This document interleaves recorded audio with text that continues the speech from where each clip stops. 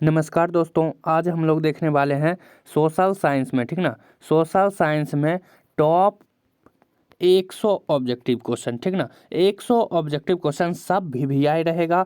इसी में से बहुत चांस है कि इसमें से आएगा, ठीक ना।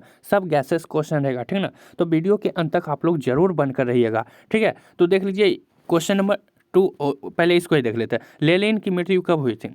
क्वेश्चन नंबर 2 कह रहा है लेनिन की मृत्यु कब हुई थी? तो देखिए लेनिन की मृत्यु 1924 ईस्वी में हुआ था। 1924 ईस्वी में ऑप्शन नंबर डी हो जाएगा, ठीक ना। 1924 ईस्वी में। अब देख लेते हैं 1 नंबर क्वेश्चन, ठीक ना। 1 नंबर क्वेश्चन हाँ, देख लीजिए 1 नंबर क्वेश्चन आ रहा है आपका, रक्त एवं लौह की नीति का अवलंबन किसने किया? रक्त एवं लौह की नीति का अवलंबन किसने किया था? वो किए थे बिस्मार्क ने, ठीक ना। बिस्मार्क ने। ऑप्शन नंबर यहाँ लास्ट में दिखा देते हैं, बिस्मार्क ने। देख लीजिए बिस्मार्क ने, ऑप्शन नंबर सी हो जाएगा, ठीक ना। चलिए क्वेश्चन नंबर 3 देख लेते हैं, उल्टा हो गया था। चलिए क्वेश्चन नंबर 3 नंबर क्वेश्चन कह रहा है दास कैपिटल के लेखक कौन थे? दास कैपिटल के लेखक थे कार्ल मार्क्स, ठीक ना। दास कैपिटल के लेखक कौन थे? Karl Marx. चलिए क्वेश्चन नंबर 4 नंबर क्वेश्चन कह रहा है, देख लीजिए 4 नंबर कह रहा है रूस में कृषक दास प्रथा का अंत कब हुआ था? रूस में कृषक दास प्रथा का अंत कब हुआ? तो हुआ था 1861 ईस्वी में। 1861 ईस्वी में। ऑप्शन नंबर ए हो जाएगा 1861 ईस्वी में। यहाँ पर मैं आंसर भी लिख दिया हूँ ताकि आप लोग अच्छे से देख सकें, ठीक ना। चलिए क्वेश्चन नंबर 5 देखते हैं। 5 नंबर कह रहा है जेनेवा समझौता कब हुआ? जेनेवा समझौता कब हुआ? तो जेनेवा समझौता 1954 ईस्वी में हुआ था, ठीक ना। 1954 ईस्वी में। ऑप्शन नंबर सी हो जाएगा। और आप लोग देखिए ये सब वीवीआई है, आप लोग बस 1 बार से 2 बार जरूर देख लीजिएगा, ठीक ना। कि आप लोग 1 बार देख लेते हैं तो एग्जाम में संभावना रहेगा कि कम से कम तो 50% तो लड़ ही जाएगा, ठीक ना। चलिए क्वेश्चन नंबर 6 देख लेते हैं। 6 नंबर क्वेश्चन कह रहा है वियतनाम में टोकिन फ्री स्कूल स्कल, ठीक ना, स्कूल या स्कूल की स्थापना कब हुई थी? वियतनाम में टोकिन फ्री स्कूल की स्थापना कब हुई थी? तो हुआ था 1907 ईस्वी में, ठीक ना। 1907 ईस्वी में। ऑप्शन नंबर ए हो जाएगा। चलिए क्वेश्चन नंबर 7 कह रहा है रंपा विद्रोह कब हुआ? रंपा विद्रोह कब हुआ था? तो हुआ था 1916 ईस्वी में रंपा विद्रोह, ठीक ना। 1916 ईस्वी में। ऑप्शन नंबर ए हो जाएगा। चलिए क्वेश्चन नंबर 8 नंबर क्वेश्चन कह रहा है स्वराज पार्टी के अध्यक्ष कौन थे? स्वराज पार्टी के अध्यक्ष थे चित्तरंजन दास, ठीक ना। Chittaranjan Das. Option number C हो जाएगा। चलिए क्वेश्चन नंबर 9 देख लेते हैं।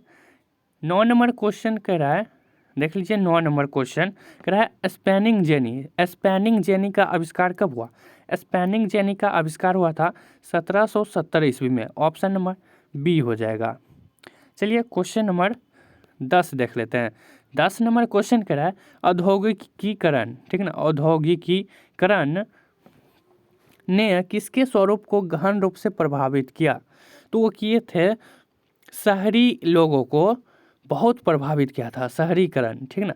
शहरीकरण हुआ था तो वो बहुत प्रभावित किए थे औद्योगिकीकरण, ठीक ना। चलिए क्वेश्चन नंबर 11 नंबर क्वेश्चन कह रहा है भूमंडलीकरण की शुरुआत किस दशक में हुई? भूमंडलीकरण की शुरुआत कब हुआ था? तो वो हुआ था 1990 में, ठीक ना। 1990 के दशक में। यहाँ पर दशक है तो दशक, अगर डायरेक्ट पूछ देगा भूमंडलीकरण की शुरुआत कब हुआ था तो 1990 में हुआ था।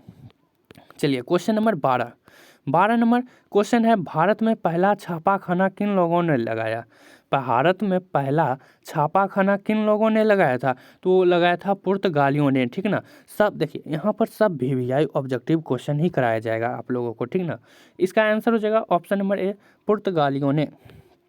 चलिए क्वेश्चन नंबर 13 कह रहा है सत्ता में साझेदारी का अच्छा उदाहरण प्रस्तुत करने वाला राष्ट्र कौन सा है? सत्ता में साझेदारी का अच्छा उदाहरण प्रस्तुत करने वाला राष्ट्र कौन सा है? तो है बेल्जियम, ठीक ना। बेल्जियम। ऑप्शन नंबर सी हो जाएगा। चलिए क्वेश्चन नंबर 14 कह रहा है क्षेत्रवाद की भावना का एक कुपरिणाम है। क्षेत्रवाद की भावना का एक कुपरिणाम है अगलावाद। अलगावाद, अलगाववाद, ठीक ना, ऑप्शन नंबर डी हो जाएगा। चलिए क्वेश्चन नंबर 15 कह रहा है मैक्सिको ओलंपिक, मैक्सिको ओलंपिक का आयोजन किस वर्ष हुआ? मैक्सिको ओलंपिक का आयोजन किस वर्ष हुआ था? तो वह था 1968 ईस्वी में, ठीक है ना, 1968 ईस्वी में, ऑप्शन नंबर सी हो जाएगा। चलिए क्वेश्चन नंबर 16 कह रहा है भारत में संविधान, भारत में संविधान के 8वीं सूची के अनुसार कितनी भाषा को मान्य प्राप्त है? कितनी भाषा को मान्यता प्राप्त है? भारत में संविधान के 8वीं सूची के अनुसार कितनी भाषा को मान्यता प्राप्त है? तो वह है 22 भाषा को मान्यता प्राप्त, ठीक ना, संविधान में, भारत के संविधान में 22 भाषा को मान्यता प्राप्त है, ठीक ना। चलिए क्वेश्चन नंबर 17 बिहार में पंचायती राज संस्थाएं होती है, बिहार में पंचायती राज संस्थाएं जो होती है वो 3 स्तर होता है, ठीक ना, त्रिस्तरीय या 3 स्तरीय, ऑप्शन नंबर सी हो जाएगा, ठीक ना। चलिए क्वेश्चन नंबर 18 कह रहा है किस देश में बहुदलीय व्यवस्था नहीं है? किस देश में बहुदलीय व्यवस्था नहीं है? तो वो ब्रिटेन है, ठीक ना, ब्रिटेन हो जाएगा, ऑप्शन नंबर डी। चलिए क्वेश्चन नंबर 19 कह रहा है बांग्लादेश, बांग्लादेश नामक नया देश का निर्माण कब हुआ? बांग्लादेश नामक नया देश का निर्माण कब हुआ था? तो वो हुआ था 1971 ईस्वी में, ठीक ना, 1971 ईस्वी में, ऑप्शन नंबर सी हो जाएगा। चलिए क्वेश्चन नंबर 20 कह रहा है भारतीय लोकतंत्र है, भारतीय लोकतंत्र एक सफल लोकतंत्र भी है और विश्व का सबसे बड़ा लोकतंत्र भी है, इसलिए इसका आंसर ऑप्शन नंबर सी हो जाएगा, ए और बी दोनों, ठीक ना। चलिए क्वेश्चन नंबर 21 15वीं लोकसभा चुनाव से पूर्व लोकसभा में महिलाओं की भागीदारी थी, महिलाओं की भागीदारी कितनी % हुआ करता था? तो 10%, ठीक ना, 10%, बस इतना ही, ठीक ना। चलिए क्वेश्चन नंबर 22 कह रहा है सूचना का अधिकार आंदोलन, सूचना का अधिकार आंदोलन की शुरुआत कहाँ से हुई? सूचना की अधिकार आंदोलन की शुरुआत कहाँ से हुआ था? वह था राजस्थान से, ठीक ना, राजस्थान से, ऑप्शन नंबर ए हो जाएगा। क्वेश्चन नंबर 23 कह रहा है किस क्षेत्र को द्वितीयक क्षेत्र कहा जाता है? किस क्षेत्र को द्वितीयक क्षेत्र कहा जाता है? तो उद्योग क्षेत्र को द्वितीयक क्षेत्र कहा जाता है, ठीक ना। और ये द्वितीयक क्षेत्र, तृतीयक क्षेत्र और प्राथमिक क्षेत्र जरूर याद कर लीजिएगा, सब्जेक्टिव और ऑब्जेक्टिव दोनों में पूछा जाता है, ठीक ना। तो चलिए क्वेश्चन नंबर 24 नीति योजना आयोग का अध्यक्ष कौन थे? कौन होता है? नीति योजना आयोग का अध्यक्ष कौन होता है? तो होता है प्रधानमंत्री, ठीक ना, PM होते हैं, ठीक ना, ऑप्शन नंबर सी हो जाएगा। चलिए क्वेश्चन नंबर 25 भारत में किस राज्य का प्रति व्यक्ति आय सर्वाधिक है? भारत में किस राज्य का प्रति व्यक्ति आय सर्वाधिक है? तो वो गोवा का है, ठीक ना, गोवा, ऑप्शन नंबर सी हो जाएगा। चलिए 26 नंबर क्वेश्चन कह रहा है जिस देश का राष्ट्रीय आय सबसे अधिक होता है वह देश क्या कहलाता है? जिस देश का राष्ट्रीय आय अधिक होता है वह क्या कहलाता है? तो वह कहलाता है विकसित। जिस देश की राष्ट्रीय आय अधिक होगा वो जरूरी है कि वह विकसित जरूर होगा, ठीक ना। चलिए क्वेश्चन नंबर 27 कह रहा है निम्न में से कौन सा मुद्रा एक आधुनिक रूप नहीं है? मुद्रा का एक आधुनिक रूप नहीं है, कौन सा मुद्रा? तो वो है आपका वस्तु मुद्रा, ये आधुनिक रूप आजकल तो चेक होता है, ठीक ना, चेक। चलिए क्वेश्चन नंबर 28 कह रहा है आजकल मुद्रा का कौन सा रूप अधिक प्रचलन में? मुद्रा का कौन सा रूप अधिक चर्चित में है, यानी कि अभी कौन सा मुद्रा सबसे ज़्यादा चल रहा है? तो वो चल रहा है पत्र मुद्रा, ठीक ना, पत्र, यानी कि जैसे कि हम बोले थे चेक, चेक तो वही हुआ ना, पत्र मुद्रा को कहते हैं चेक के रूप में होता है, ठीक ना। चलिए क्वेश्चन नंबर 29 वित्तीय संस्थाओं में किन संस्थाओं को सम्मिलित किया गया? वित्तीय संस्था में किन संस्थाओं को सम्मिलित किया जाता है? तो किया जाता है व्यावसायिक बैंक को भी और सहकारी साख समितियां को भी और बीमा कंपनियों को भी, इसलिए इसका आंसर हो जाएगा ऑप्शन नंबर डी, इनमें से सभी। क्वेश्चन नंबर 30 कह रहा है सर्वप्रथम व्यावसायिक बैंकों का राष्ट्रीयकरण कब किया गया था? तो किया गया था 1969 ईस्वी में, ऑप्शन नंबर सी। चलिए क्वेश्चन नंबर 31 31 नंबर क्वेश्चन कह रहा है भारत में सेवा क्षेत्र को सामान्यतः कितने भागों में बांटा गया है। सेवा क्षेत्र को कितने भागों में बांटा जा सकता है भारत में, तो बांटा जा सकता है दो भागों में, ठीक ना। ऑप्शन नंबर ए हो जाएगा 2 भागों में। चलिए क्वेश्चन नंबर 32 कह रहा है उपभोक्ता जागरूकता आंदोलन की शुरुआत किस देश में हुई, तो वो था इंग्लैंड में, ठीक ना। इंग्लैंड में हुआ था, ऑप्शन नंबर ए हो जाएगा। चलिए क्वेश्चन नंबर 33 कह रहा है इनमें किस प्राकृतिक संसाधन का भंडार सीमित है। किसका संसाधन भंडार सीमित रहता है, खनिज तेल का या सौर ऊर्जा का या हवा का या पानी का, किसका भंडार सीमित है इनमें से, तो देख लीजिए तेल का जो भंडार होता है वो सीमित होता है, ठीक ना। खनिज तेल, ऑप्शन नंबर ए हो जाएगा। चलिए क्वेश्चन नंबर 34 कह रहा है भाखड़ा नंगल परियोजना किस नदी पर अवस्थित है। भाखड़ा नंगल परियोजना किस नदी पर अवस्थित है, तो इसका आंसर हो जाएगा सतलज नदी पर, ऑप्शन नंबर सी। चलिए क्वेश्चन नंबर 35 काली मिट्टी का दूसरा नाम होता है रेगुर मृदा, ठीक ना। काली मिट्टी का दूसरा नाम क्या होता है, रेगुर मृदा, ऑप्शन नंबर बी हो जाएगा। चलिए 36 नंबर क्वेश्चन क्या कह रहा है भारत का पहला परमाणु ऊर्जा केंद्र कहाँ स्थित है। भारत का पहला परमाणु ऊर्जा केंद्र कहाँ स्थित है, तो तारापुर में स्थित है, ठीक ना। सब VVI है, ठीक ना, सब VVI एकदम इम्पोर्टेंट। चलिए इसका आंसर तारापुर हो जाएगा। चलिए 37 नंबर क्वेश्चन कह रहा है भारत के किस राज्य में सोपनी यानी कि सीढ़ी नुमा खेती प्रचलित है। भारत के किस राज्य में सीढ़ी नुमा खेती प्रचलित है, तो उत्तराखंड में खेती नुमा यानी कि सीढ़ी नुमा खेती प्रचलित है, ठीक ना। ऑप्शन नंबर डी हो जाएगा। क्वेश्चन नंबर 38 ठीक ना, कह रहा है विश्व में चाय का सबसे बड़ा उत्पादक देश कौन सा है। विश्व में चाय का सबसे बड़ा उत्पादक देश कौन सा है, तो वो है चीन, ठीक ना। विश्व की बात हो रहा है, ठीक ना। विश्व में तो चीनी भी आता है, भारत भी आता है, अमेरिका भी आता है, पाकिस्तान भी आता है, ठीक ना। तो चलिए 39 नंबर क्वेश्चन कह रहा है उत्तर भारत का मैनचेस्टर किस शहर को कहा जाता है। उत्तर भारत का मैनचेस्टर किस शहर को कहा जाता है, तो कहा जाता है कानपुर को, ठीक ना। कानपुर अच्छे से याद कर लीजिएगा, सब भी है। चलिए 40 नंबर क्वेश्चन कह रहा है चूना पत्थर का उपयोग किस उद्योग में होता है। चूना पत्थर का उपयोग किस उद्योग में होता है, तो सीमेंट में होता है, ठीक ना। सीमेंट जिससे हम लोग घर बनाते हैं, ऑप्शन नंबर ए हो जाएगा। चलिए 41 नंबर क्वेश्चन कह रहा है पक्की सड़कों की लंबाई की दृष्टि से प्रथम स्थान कौन सा राज्य है। प्रथम स्थान कौन सा राज्य है पक्की सड़कों की लंबाई की दृष्टि में, तो है आपका महाराष्ट्र, ठीक है ना। महाराष्ट्र हो जाएगा इसका आंसर, ऑप्शन नंबर बी।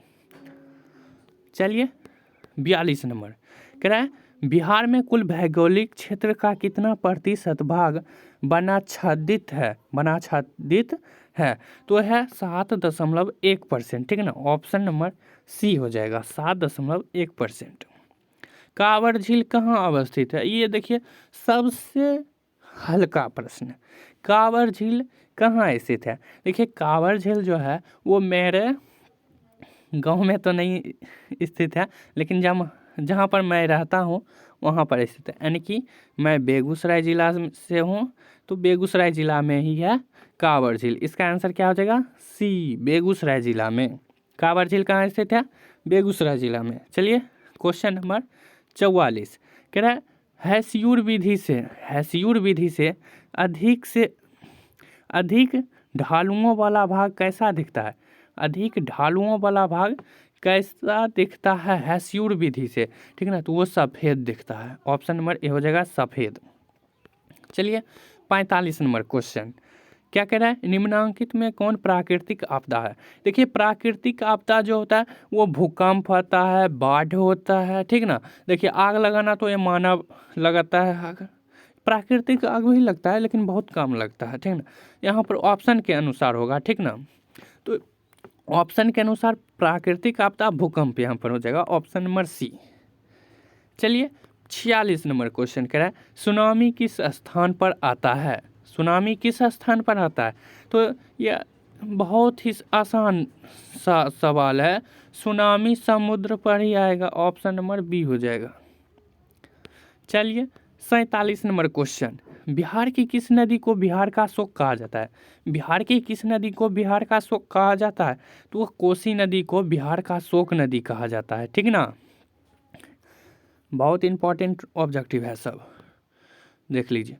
अब देखते हैं 48, कितना नंबर था, 47। अब देखते हैं 48 नंबर, ठीक ना। 48 नंबर क्या कह रहा है, निम्न में से कौन मानव जनित आपदा नहीं है? मानव जनित आपदा नहीं है, ठीक है। तो यहाँ पर क्या होगा, प्राकृतिक आपदा कह रहा है इसमें से। देख लेते हैं, मानव जनित आपदा देख लो, सांप्रदायिक दंगा यानी कि ये भी मानव जनित ही है। आतंकवाद ये तो मानव जनित ही है। रेल दुर्घटना ये भी मानव जनित है, यानी कि इसका आंसर हो जाएगा ऑप्शन नंबर डी, इनमें से कोई नहीं, ठीक ना। चलिए क्वेश्चन नंबर 49 कह रहा है, किसने कहा था, किसने कहा था फ्रांस जब छिकता है तो बाकी यूरोप की सर्दी जुकाम हो जाता है? किसने कहा था फ्रांस जब छिकता है तो बाकी यूरोप को सर्दी जुकाम हो जाता है? तो कहा था नेपोलियन ने, ठीक ना, नेपोलियन, ऑप्शन नंबर ए हो जाएगा। किसने कहा था जब फ्रांस छिकता है तो सर्दी गर्मी हो जाता है? चलिए 50 नंबर क्वेश्चन, गीजो कहाँ का प्रधानमंत्री था? गीजो कहाँ का प्रधानमंत्री था? तो वो था फ्रांस का प्रधानमंत्री, ठीक ना, ऑप्शन नंबर सी।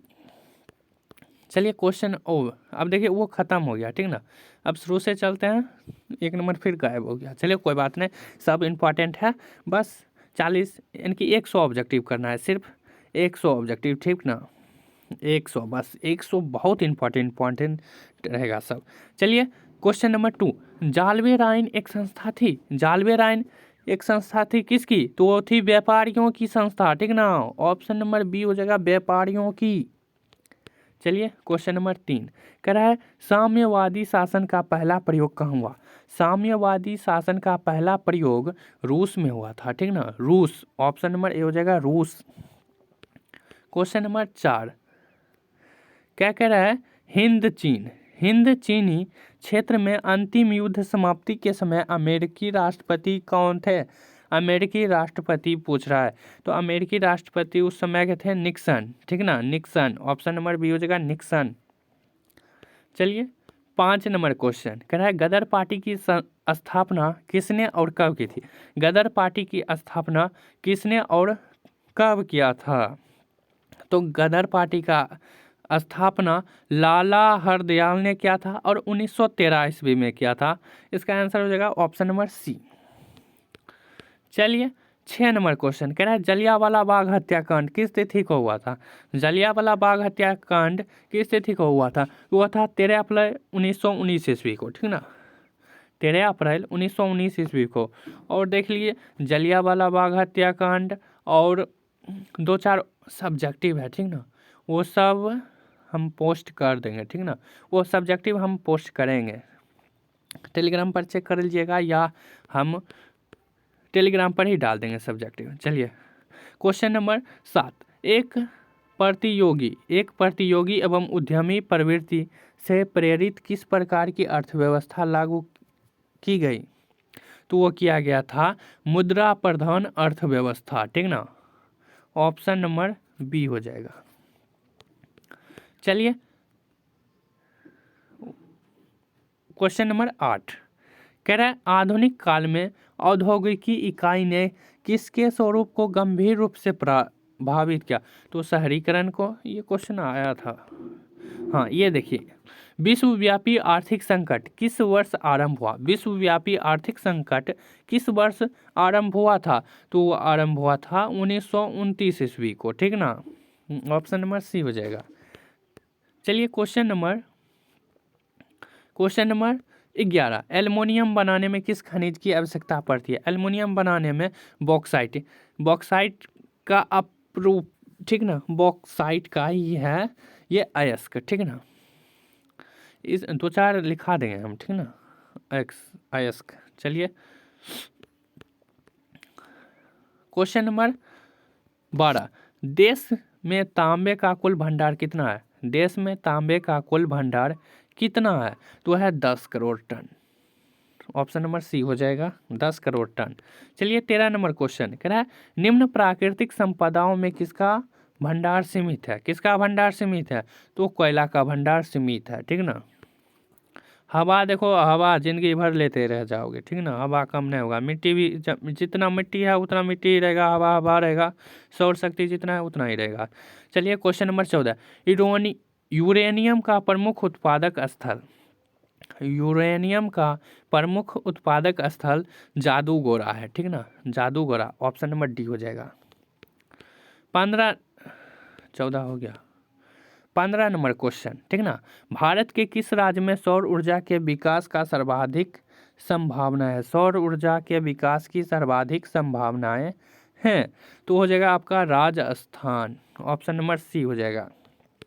चलिए 16 नंबर क्वेश्चन कह रहा है तारापुर परमाणु ऊर्जा केंद्र किस राज्य में है? तारापुर परमाणु ऊर्जा केंद्र किस राज्य में है? तो है महाराष्ट्र में। Option number D.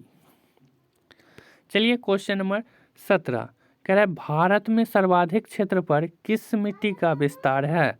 तो आप जलोढ़ मिट्टी का विस्तार है सबसे अधिक भारत में, ठीक ना। चलिए क्वेश्चन नंबर 18 कह रहा है किसका कथन है? किसका कथन है संसाधन होते नहीं बनते हैं? तो वो कहते हैं जिम्मरमैन ने, ठीक ना, जिम्मरमैन ने। संसाधन होते नहीं बनते हैं, जिम्मरमैन ने कहे थे।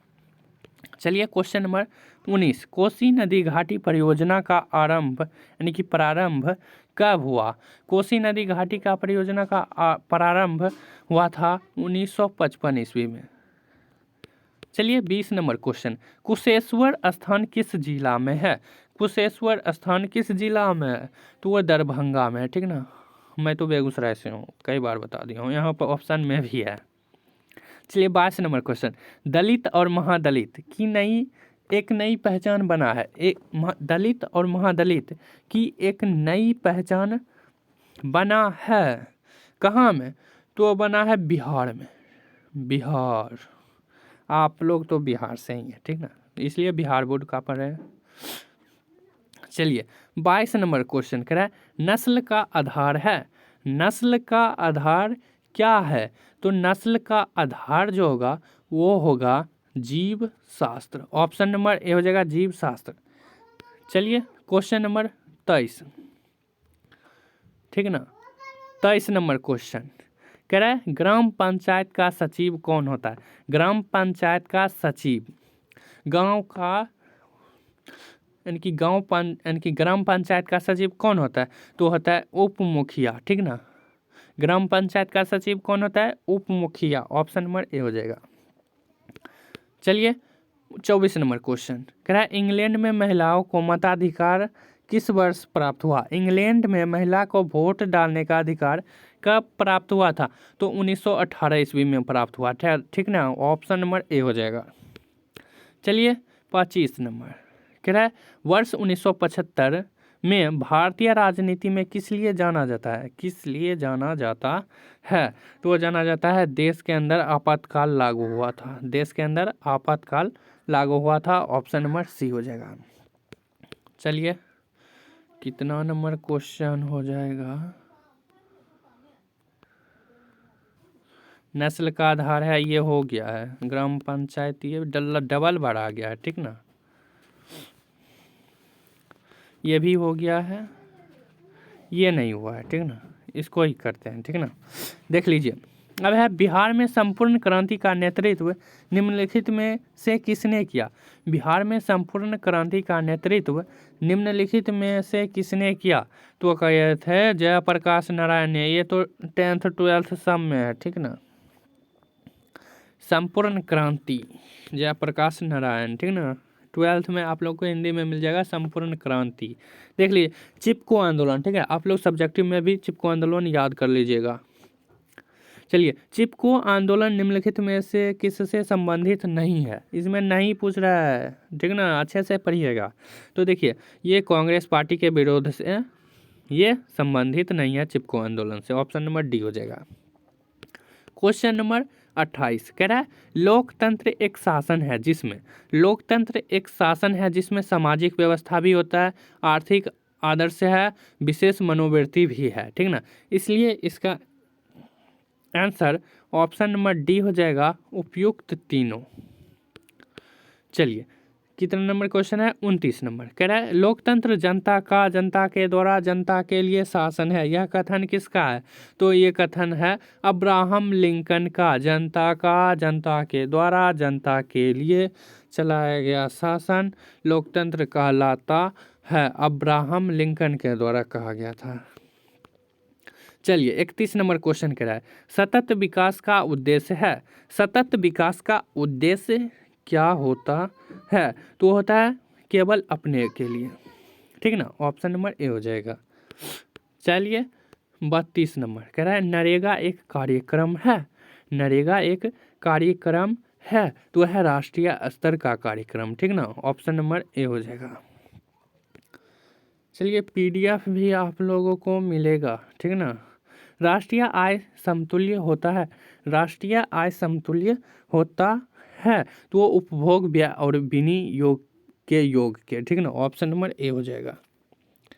चलिए क्वेश्चन नंबर 34 कह रहा है भारतीय रिजर्व बैंक की स्थापना कब हुआ था? भारतीय रिजर्व बैंक की स्थापना हुआ था 1935 ईस्वी में। ऑप्शन नंबर बी हो जाएगा। चलिए क्वेश्चन नंबर 35 बीमारू राज्य कौन है? देख लीजिए, बी आई से हो जाता है बिहार, एम से हो जाता है, ऐसे करके आप लोग जरूर जान लीजिएगा, ठीक ना। इसलिए देख लीजिए के से, यू से हो जाता है उड़ीसा, आर से हो जाएगा दूसरा हो जाता है, ठीक ना।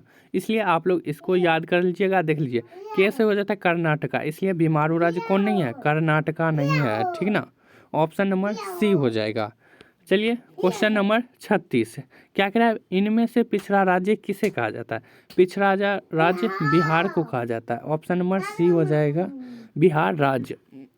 चलिए क्वेश्चन नंबर 37 कह रहा है अंतर्राष्ट्रीय व्यापार संबंधी नियमों को निर्धारित करने वाली संस्था कौन है? अंतर्राष्ट्रीय व्यापार संबंधी नियमों को निर्धारित करने वाली संस्था कौन है? तो ये हो जाएगा विश्व बैंक। चलिए क्वेश्चन नंबर 41 आ गया। चलिए अखिल भारतीय ट्रेड यूनियन कांग्रेस की स्थापना कब हुई थी?